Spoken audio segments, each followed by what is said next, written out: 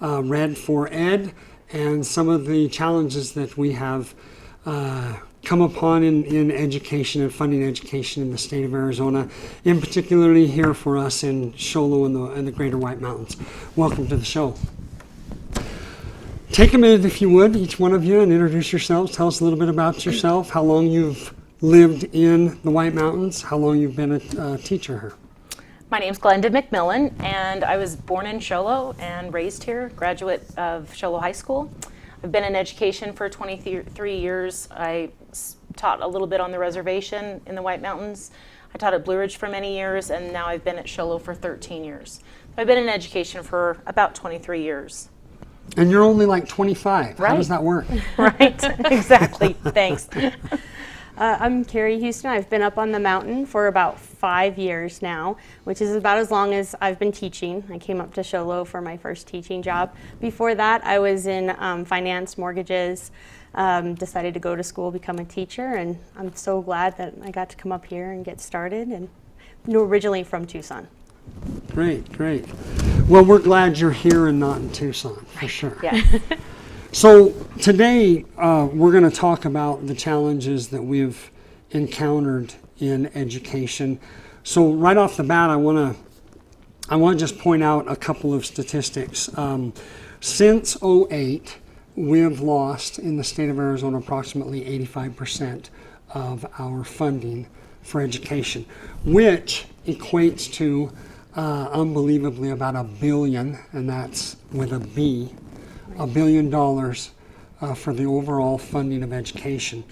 I want to know how the decrease in funding, how the lack of funding has affected you over the past decade in your classroom, both of you specifically, because you're in the junior high and you're in the high school. Mm-hmm.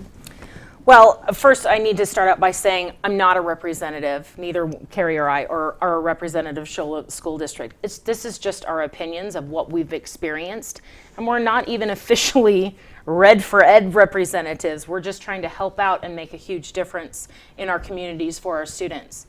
I've seen the differences in education and the funding trickle down into my classroom in several different ways. It's not just my classroom, it's the entire school. So when it comes to field trips, there are so many fewer field trips that we can do.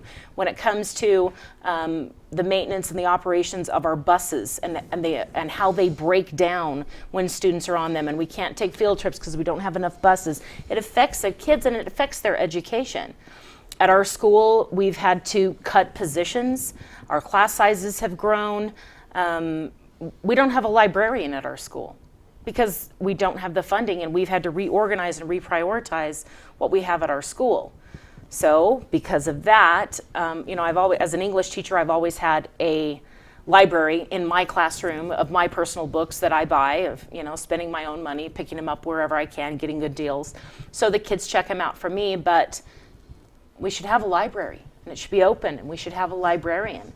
The lack of salary increases, not just for teachers, but for every single person in our school, from the superintendent all the way down to our classified staff.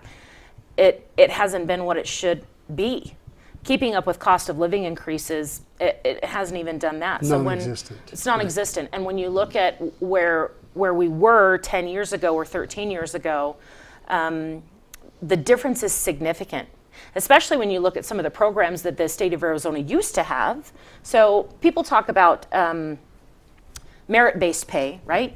So Arizona used to have a program called Career Ladder, and I was highly involved in it. You had to do extra work, and you had to do these testing things, and you had to work with other teachers, and it was a significant commitment of time and energy, but you got compensated for that. And so I'm making less money now than I was 8 years ago. So when you're talking about merit-based pay and the state took that away, then we don't really have that anymore. It affects class sizes. It affects what we have in our classrooms when it comes to technology. I teach English. I don't have computers in my classroom. And it's very frustrating when I'm expected to teach reading and writing skills and the kids have to take the Arizona Merit Test on computers and I don't have computers in my classroom that they can test on. Now, we are incredibly grateful. I am incredibly grateful for the support, for the bond that came from our community. And we are getting things into our classrooms now. That money is starting to trickle in from the bond, and things are starting to get better. But all of the responsibility for educating our students shouldn't rely just on our local communities. It's a state responsibility. It's in our Arizona Constitution. And it's just not happening to the level that it should be. The consequence, ultimately, it's unfortunate, but our students are suffering. We're expected to have incredibly high, rigorous educational goals for the students and requirements for our students to meet, but the state isn't giving us the tools to make those things happen. That's not fair to our students. That's not fair to the next generation. So some things have to change, and I think that most people are in agreement that something has got to change. So I wrote a couple of little notes on some things that you said. Why is a field trip important? I mean, I in my head, I know the answer to that question, but I want you to tell me, why is a field trip important for kids? A field trip is important because when you take a concept and it's out of a book or out of just a resource that you have in your class and you teach it to them, and you have the ability to put it in front of them and show them in real life, it can change their world. It changes everything, It changes doesn't it? everything. That's exactly what I was thinking. And There's a lot of difference about teaching somebody About from the- a book that this is a rock, and within that rock there's I just lost the word. What am I thinking? A fossil? A fossil. Yeah. And then back when I was a kid, where you actually went somewhere and you walked around, you found fossils on the ground and you handled them and you looked at them and you had a magnifying glass. So much different. So much different. The other thing is I remember when I was a kid, we spent significant time in the library with the librarian. Right. I mean, some of my fondest memories of particularly grade school were in the library and some of those learning opportunities. And now, I mean, I'll bet you 90% of people do not realize that we don't have a library, or if we do, it's locked up because there's We no don't have librarian, stuff. right? And the fact that we don't have computers available, what kid do you see nowadays? I mean, when I have an issue, I talk to my 12-year-old, hey, what am I doing wrong here? And they're teaching me how to work on a laptop or on my smartphone or my tablet or whatever. It's so important, and it's the future. It's absolutely the future. Carrie, I don't want to miss you. I want to know what you've missed in your classroom. I just wanted to springboard off that technology that you're talking about. I try to stay very in touch with technology, bringing it into the classroom, having the students on the computers as soon as they can, as much as they can, because it's something that for most of them, they're going to be doing that in their career. They need to have that familiarity, even if it's not a computer course per se. They need to know how to do some basic functions.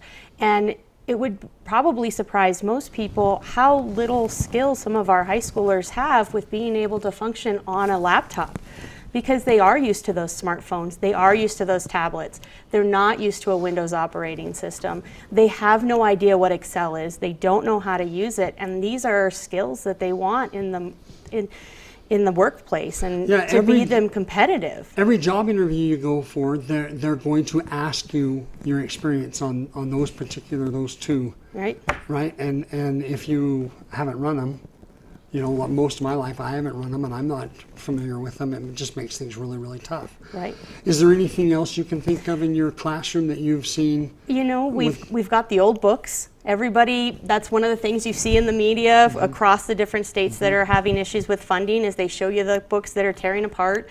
I want you to know that I did a happy dance yesterday because I got new to me used history books that are not as used as the ones that are in my classroom. They're 10 years old, but they have covers, and that's a win. And our district does so much to try to scrape together money to give us the things that we need, but you just can't get blood out of a turnip. You just can't do it. I don't know if you saw this, but I saw this in the news the other day that a 6th grade girl, I believe she was in 6th grade, got a book. And when she opened it up, you know how you write your name in the book when you were assigned the book? And it was, and I don't even remember who it was, somebody famous had written their name in that book, and it was 30 years ago. Right. So here she is using a 30-year-old book, stoked because she has the autograph of a kid who had that book when he was in 6th grade. Right. You know, crazy. That's just crazy that you see those. I mean, I was excited just to get a book with my brother's name in it, or Right. my sister's name in it, Right. right? Right. Who were 3 years ahead of me or whatever. So Right. it's just crazy to me. So I'm curious, in your classroom, how much money have you spent out of pocket, or do you spend out of pocket in a year? Start with you first. You know, as a high school teacher, I do not spend as much as you would say an elementary school teacher. I do keep supplies in there. I don't know, maybe $150 a year, about maybe $200. I buy some things for rewards, snacks, little Debbie cakes. I do a paper bag game that I've picked up through some of my trainings that I do in the summer at the U of A about markets, and so I need to fill paper bags with treats and stuff, and so sometimes that gets a little bit more pricey, but anything that has to do with like markers, crayons, I still like to color with my seniors, things like that, and so you know, just small things for the most part in our school. I've paid in the past to get subscriptions to map testing software or websites, paid for subscriptions for things like that, just to help me with my teaching that I know that we just don't have the money for, But you need. but we need. Yeah. How about you? This year it's been about $500, which is a little more than I usually spend, but I'm in the same boat as Carrie. You know, you want to have rewards for kids, you want to offer incentives, and then this year I've been doing some extraordinary things with my students, designing and creating escape rooms for them to make their learning more exciting. So that required a lot of supplies.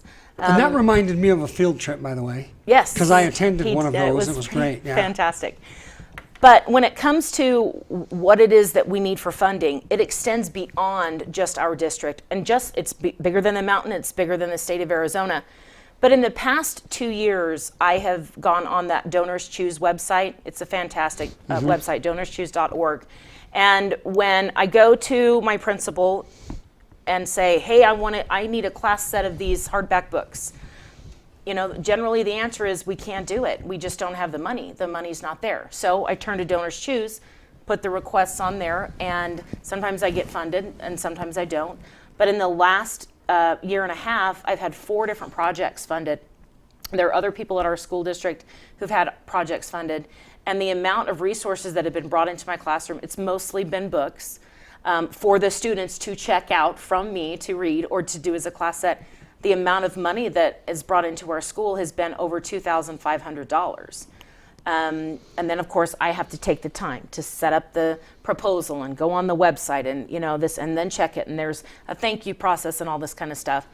And are these funders, are those just regular people who get on there and say, hey, I just want to fund that, or I want to drop a few dollars on this right, one? Or? Sometimes it's local people. I've had probably 8 or 10 of these projects fulfilled in the last 10 years. I've been on the site and been continually doing it. So there's probably at least $5,000 worth of books and that sort of stuff in my classroom from people. Sometimes it's local. The last group that came through and funded, it was made national news, was a corporation out of New York called Ripple.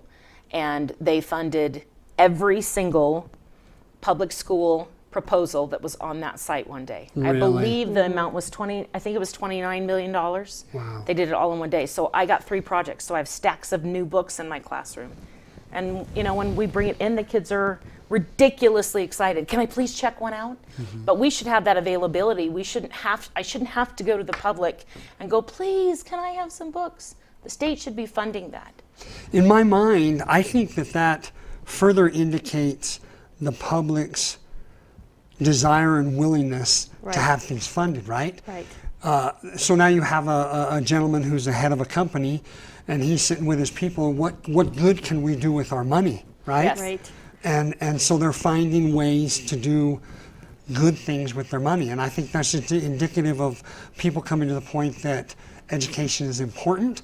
If we don't help fund education, then they realize that they're going to have an undereducated workforce, which is not going to be good for our city, Right. our economy in our city, our state, our nation. Right. And so I think that it's important for us to acknowledge the fact of how much our local companies have just stepped in and just took a lion's share of helping out our sports, our extracurriculars, just our school in general, just stepping in and helping.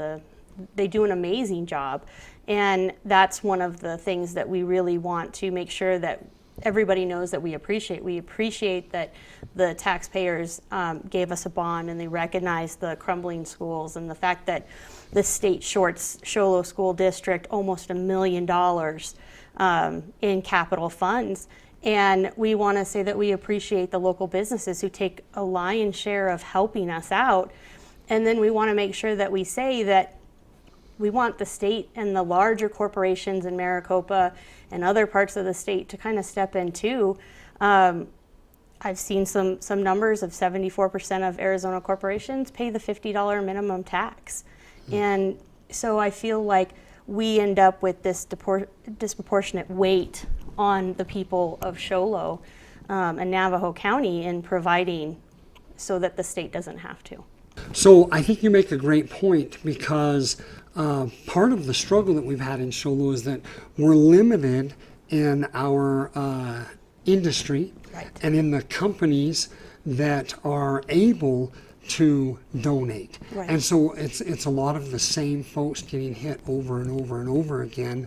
And bless their hearts, they keep giving and giving Yes. as much as they can. And I don't want to leave the city of Show Low out either, because the city of Show Low does great things. We did a show, I believe, last month where we talked about the things that we share with them, Right. that they share with us, resources we have to help one another to succeed.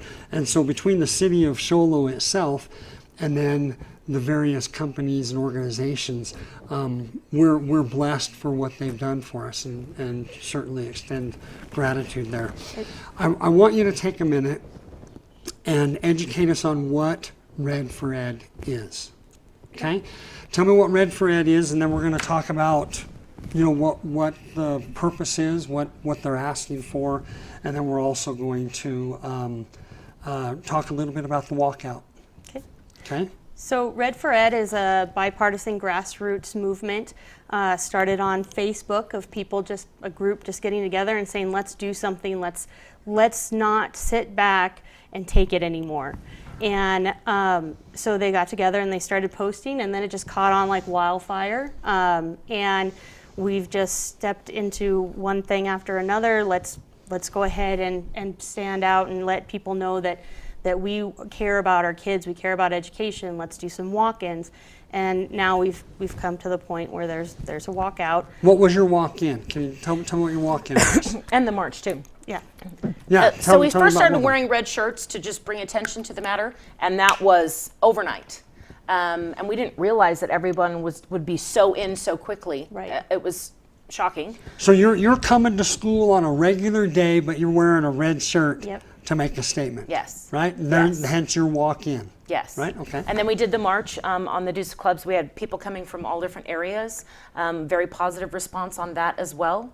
And then we started doing walk-ins, which is, the teachers come to school early so that we can get our classrooms prepared and stuff. And then we go out on school grounds, but just go to the area where parents are dropping their students off, wearing our red shirts, waving, saying hello, just to bring attention to the matter, encouraging conversations with people so that they're aware of what we're doing and why we're doing it. Because it's not just about teacher salaries. It's not just about staff salaries. It's about funding when it comes to the maintenance and operations and all of the issues of the schools. And so that's where it started. So John, you mentioned earlier that they have cut since in the last 10 years about $1.5 billion, and they've only restored about $500 million of that. So we're still sitting at about $1 billion short of what our what we were getting funded about 10 years ago. And it's important that we get ourselves back to that. We've lost things like our 9th grade CTE funding, our full day kindergarten funding, and you probably know better than anyone else how hard it is to try to find that money somewhere else, because at the same time we're getting hit with cuts to our additional district additional assistance, our capital funds. And so it's very important. That's one of the things that Red for Ed has been stressing, is that we do get back to those funding levels. Ultimately, what we would like to see is that we don't have any more tax credits, tax cuts. I know that we've had quite a few tax cuts and credits lately, and they've grown quite a bit, and that we don't see that until we can get to the national average on per pupil spending. Right now, Arizona average for the fiscal year 2017, which is our last year that we got data, our total per pupil spending was $9,653. The national average for 2015 was $12,975.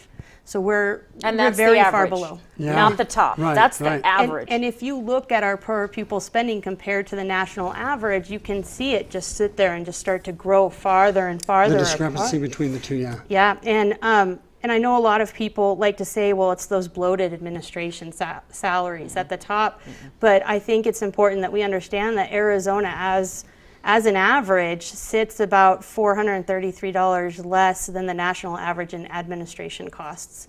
So we spend less than the national average in that as well. And so that's one of the things we want to do. We want to get out there and we want to bring attention to this information so people know those things. It's not just, oh, those teachers, they just want more money. We do want more money, but not just for us. We want more money for the whole school system that is hurting. It's hurting. It's hurting to be able to educate our kids. And the kids of Show Low and Navajo County and this area, they deserve to be competitive with the kids that come out of Tucson or they come out of the Valley. And we need assistance from the state to be able to do that. We need to get that technology in. We need to get those funds to our students. You know, a thought that came to my mind as you were speaking is, I think we have been so blessed with our ability to retain the core group of really, really super qualified teachers Right. here. But the fact is that we continue to lose people. Right. Because there's people that just say, I can't live on that Right. anymore, and so I've got to go find something else to do. And so with that, if we could get that increase, now we're able to retain the very best, most highly qualified instructors that we can get. I mean, Right. I'm telling you right now, if I live in Tucson and I can make the money in Show Low that I can in Tucson, where do I want to live? Sure. Right? Absolutely. Right? Or the Valley. You know, I mean, Right. I left the Valley to come here because of the wonderful place Right. it is to Yes. live, and a wonderful place to raise children. And so that's just really important. And so I appreciate you bringing that up. I wanted to ask, the Red for Ed movement, was it motivated by what we've seen recently in other states? Is that where, I mean, did it pick up momentum from that as they were successful in gaining their needs? Well, I can't really say we. I have learned a lot from watching what happened in West Virginia and in Oklahoma. Mm-hmm.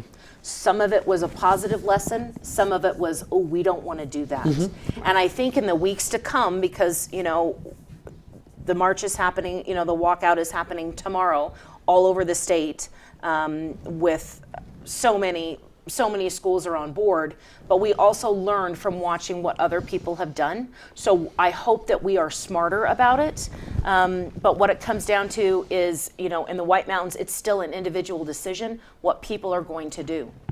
So we have to be careful with that. I think, though, we have a pretty good consensus that for our school district, at least, that we're more interested in a day of action where we get out into the community for a day, maybe two, this Thursday and Friday, and get our message out there and get these numbers to the public so that they know. There's people who think that we got a 10% raise. we're still waiting on whatever the legislature does for anything. And we don't know where the money's coming from. It doesn't look sustainable. And so these are things that we want to make sure we get to the public in the next couple of days. And we're going to take a day of action to get that done. As Glenda said, it's an individual decision, but I think for the most part, that's what we're looking for. We want to make sure that we're there for the kids on Monday, ready to go. And so we're planning a couple of things. There are lots of people who are going down to the Capitol tomorrow to make their voices heard. There are people that are going to be meeting in different locations around the White Mountains to communicate with people, have conversations, spread information, talk about kind of what our plans are, and just really, work with anyone who wants to have a conversation so that we can get that information out. I also want to point out that with the budget, the state budget, none of this is guaranteed beyond this year. Correct. Exactly. Could be rescinded. We could say, well, we're going to give you 5% next year and 5% the year after that. But Right. none of that is a promise for sure thing. At any moment, they could take that back and not follow through on that. And that's a tough thing Right. to live with. And we're quite concerned with the fact that a lot of this money depends on the Arizona economy continuing to be quite robust. And as we've all learned, there's cycles. Yes. It's not going to always be this great. Right now, they're sitting at higher than they projected in revenue. That's not going to go forever. And then where does the funding go? Then we find ourselves back in 2008 and beyond, where it's time to cut education again. And we get into this cycle where it's cut, fight back. We need a reliable funding source that we know that we can depend on so that we don't have these large ups and downs in our funding. Well, we're about out of time. I want to express my appreciation for you folks coming on and visiting with us today. I also want to make a point that we're not just talking about Show Low Unified School District. We're talking about everyone all around us, all of our neighbors, and we're talking about the state as a whole. And so I really appreciate you coming and educating us, and I wish you good luck. Thanks for joining us here on School Zone, and we'll see you again soon.